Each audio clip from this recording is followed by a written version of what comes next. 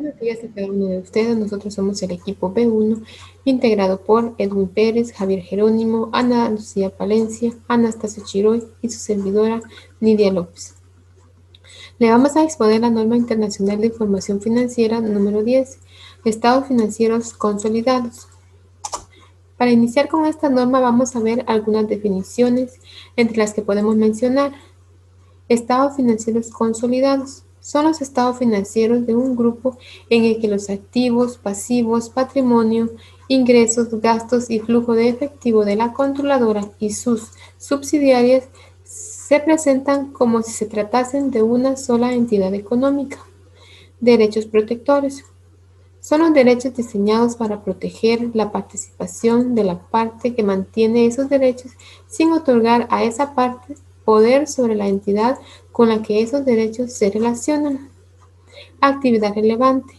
A efectos de esta norma, las actividades relevantes son aquellas de la participada que afectan de forma significativa los rendimientos de la participada.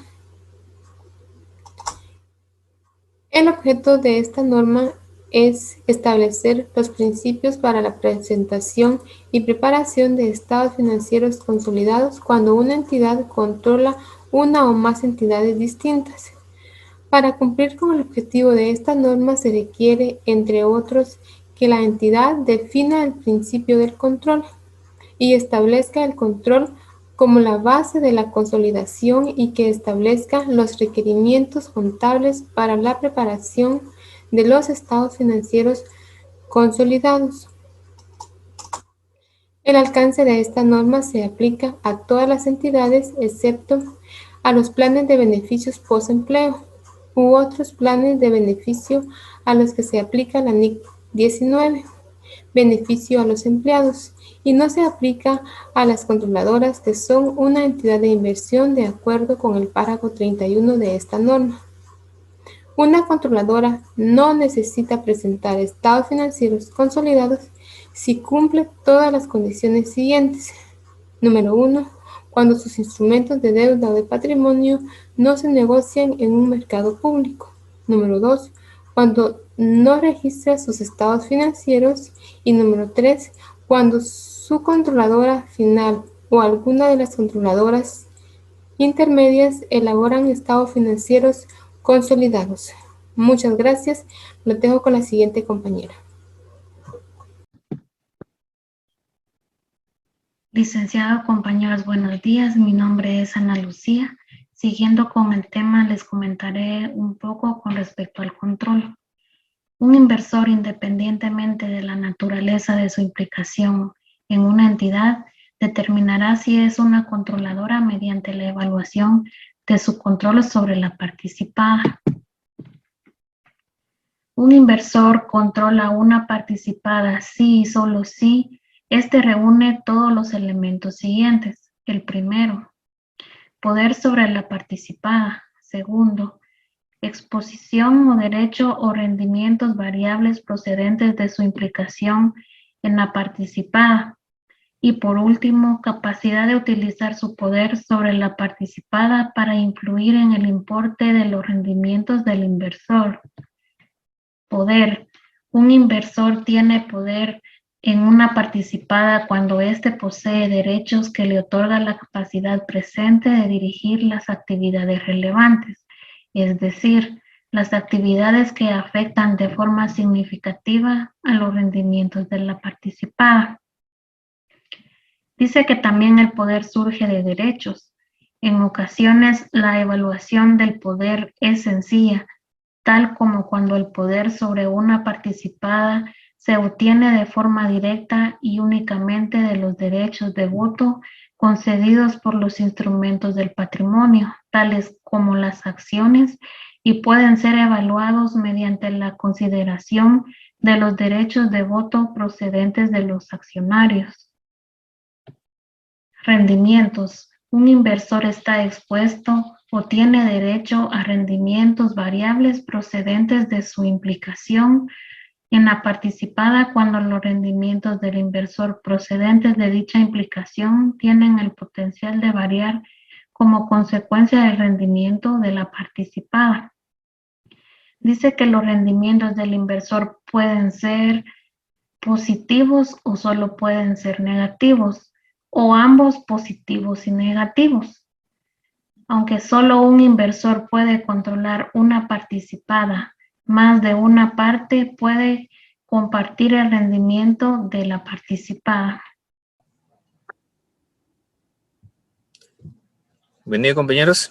Continuando con la exposición sobre NIF 10, vinculación entre poder y rendimiento, la cual dice que un inversor controla una partida si el inversor no tiene solo poder sobre la participada y exposición o derecho a rendimientos variables procedentes de su implicación en la participada, sino que también tiene la capacidad de utilizar su poder para influir en el rendimiento del inversor como consecuencia de dicha implicación en la participada. Es por ello que un inversor con derechos de toma de decisiones determinará si es principal o un agente. Esto quiere decir entonces que un inversor controla una participada cuando tiene capacidad de utilizar su poder para influir en el rendimiento. Mientras que si un inversor es un agente que no controla una participada cuando ejerce derechos de toma de decisiones que le han sido delegados. Luego tenemos los requerimientos de la contabilización de estados financieros consolidados. Número 1, tenemos lo que es el procedimiento de consolidación. Es cuando se combinan partidas similares de activos, pasivos, patrimonio, ingresos y gastos y flujos de efectivo de la controladora con los de sus subsidiarias. También cuando la entidad compensan, o sea, eliminan el importe en libros de la inversión de la controladora de cada subsidiaria y la parte de la controladora en el patrimonio de cada subsidiaria. Según NIF 3, explica la forma de la contabilización en caso de la plusvalía relacionada. Luego tenemos que elimina en su totalidad los activos, pasivos, patrimonio, ingresos, gastos, flujos de efectivo intragrupo relacionados con transacciones entre las entidades del grupo, resultados del periodo procedentes de transacciones intragrupo que están reconocidos en activos tales como inventarios y activos fijos. Se eliminan totalmente. Si se identificaran pérdidas intragrupo, pueden indicar un deterioro de valor que requerirá su reconocimiento en los estados financieros consolidados. Luego tenemos las políticas contables uniformes. Siempre son partes del requerimiento de la contabilización, que dice que, según la norma, dice que si un miembro del grupo utiliza políticas contables diferentes de las adoptadas en los estados financieros consolidados para las transacciones y otros sucesos similares en circunstancias parecidas, se debe de realizar los ajustes adecuados con el fin de elaborar y presentar los estados financieros consolidados para asegurar la conformidad con las políticas contables del grupo. Luego tenemos la medición. La norma indica que una entidad incluirá los ingresos y gastos de una subsidiaria en los estados financieros consolidados desde la fecha en que se obtenga el control hasta la fecha en que cese dicho control sobre la subsidiaria. Los ingresos y gastos de la subsidiaria deben basarse en los importes de los activos y pasivos reconocidos en los estados financieros consolidados en la fecha de adquisición. Luego tenemos derechos de voto potenciales. Cuando existan derechos de voto potenciales u otros instrumentos derivados que contengan derechos de voto potenciales, la proporción de resultados del periodo y cambios en el patrimonio asignados a la controladora y a las participaciones no controladoras en el momento de preparar los estados financieros consolidados se determinará únicamente sobre la base de las participaciones en la propiedad existentes y no reflejarán el posible ejercicio o conversión de derechos de votos potenciales y otros instrumentos derivados, a menos de que se aplique el párrafo 90 de esta norma. Luego tenemos la fecha de presentación de los estados financieros consolidados. Los estados financieros de la controladora y sus subsidiarias utilizados para la elaboración de los estados financieros consolidados deberán ser referidos a la misma fecha de presentación. Gracias.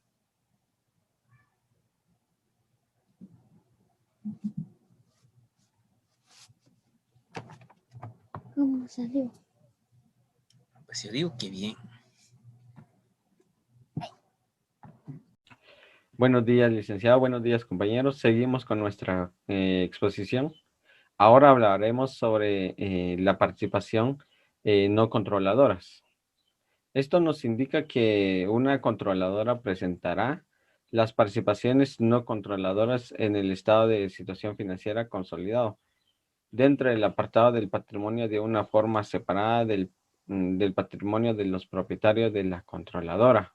O sea, en términos generales, las participaciones no controladoras se medirán en los estados financieros consolidados sobre la base de las participaciones directas e indirectas a través de subsidiarias poseídas por la controladora. Pérdida de control. En este apartado, la norma nos indica de qué forma debe proceder una controladora si se pierde el control de una subsidiaria. Lo que nos indica es de que debe dar de baja en las cuentas de activo y pasivo de la entidad que ha dejado de ser subsidiaria del estado de situación financiera. En la norma establece cualquier inversión conservada en la antigua subsidiaria y posteriormente contabilizará dicha inversión y los importes adeudados por la antigua subsidiaria y el valor nuevamente medido en la fecha en que se pierde el control se considerará como el valor razonable de acuerdo a la NIF 9, por si se llega a proceder. También nos indica que reconocerá la ganancia o pérdida asociada con la pérdida del control atribuible a la participación anterior. Determinación de si una entidad es una entidad de inversión. Una controladora determinará si es una entidad de inversión. Una entidad de inversión es una entidad que obtiene fondos de uno o más inversores con el propósito de prestar a dichos inversores servicios de gestión de inversiones. Se compromete con los inversores a que su propósito sea únicamente la inversión de fondos para obtener rendimientos por la apreciación de capital, ingresos de inversión o de ambos. Mide y evalúa el rendimiento de prácticamente todas sus inversiones sobre la base del valor razonable. Para evaluar si una entidad cumple con la definición descrita, una entidad considerará si tiene las características típicas de una entidad de inversión, tales como tiene más de una inversión, tiene más de un inversor, tiene inversores que son partes relacionadas de la entidad y tiene participación en la propiedad en forma de patrimonio o participaciones similares. Una controladora que deja de ser entidad de inversión o que pasa a ser una entidad de inversión, lo contabilizará en su estatus y lo hará de forma prospectiva a partir de la fecha en que ocurrió dicho suceso. Entidades de inversión, excepción a la consolidación. Si la entidad tiene una subsidiaria que no es por sí misma una entidad de inversión y cuyo principal propósito y actividades son proporcionar servicios relacionados con las actividades de inversión, deberá consolidar y aplicará la NIF 3, combinaciones de negocios, para la adquisición de cualquier subsidiaria de este tipo. Una controladora de una entidad de inversión consolidará todas las entidades que controla, incluyendo las controladas a través de una subsidiaria que sea entidad de inversión, a menos que la controladora en sí misma sea una entidad de inversión. Bien, compañero, muchas gracias por su atención. Este ha sido nuestro tema de NIF 10.